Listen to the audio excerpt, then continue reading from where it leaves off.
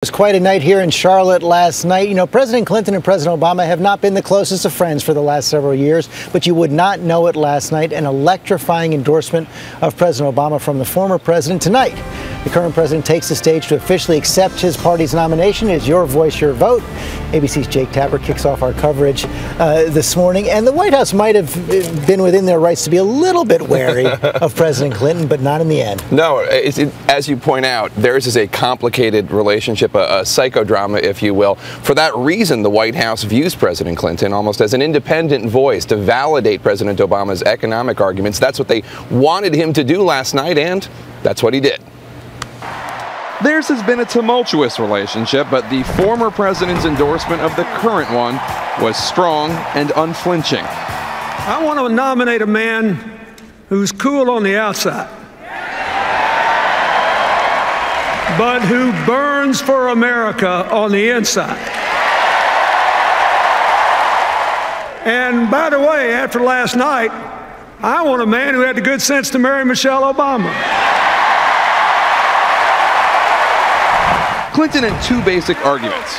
One, that while the Republicans are intransigent, the president, like him, is all about cooperation, having named Republicans and former rivals to his cabinet. Heck, he even appointed Hillary.